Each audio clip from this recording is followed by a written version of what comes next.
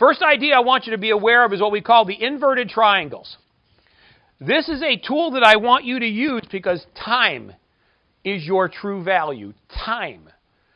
Time will give you money, right? But most people waste time. They don't see the value. One of the things that we talked about in last session is you should know how much an hour of your time needs to be worth in order for you to hit your financial goals for 2020. You need to know that I need to make $100, $200, $500, whatever you want to make.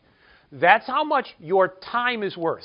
So when you get in the car and drive across town to something that may not turn out to anything, that's the time you're giving up. All right? So the concept of the inverted triangles is a mechanism that you use to control the time. This is your choke point, okay? Your choke point is where they say yes or no. That's your choke point. So that line right there is your choke point. Up to this point in time, I want a mechanism where you control the amount of time that you invest with that particular client, right? How much time are you going to do? But I want you to be able to have a technique that does it. Rule of thumb, number 1 hour.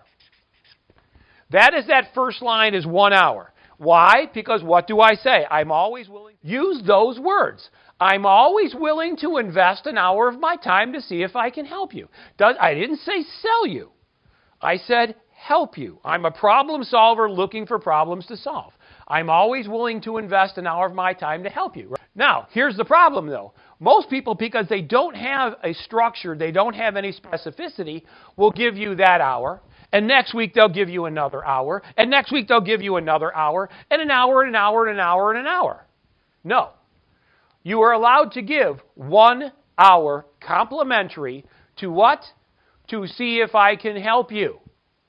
If we don't achieve everything that we needed in that 1 hour, you get a half hour next time.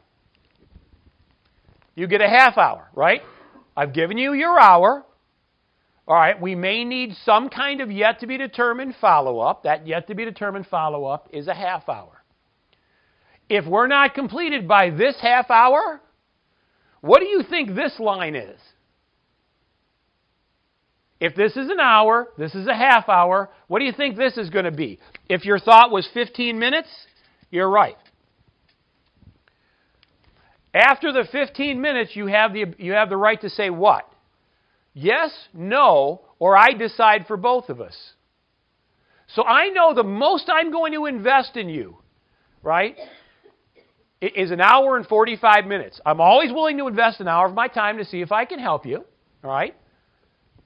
Then you get a half hour, right? If we couldn't complete, you get a half hour. Then you get 15 minutes. Then you get nothing, right? Because if you can't adequately communicate what you do in an hour and 45 minutes, if you had 10 hours, it still wouldn't be enough.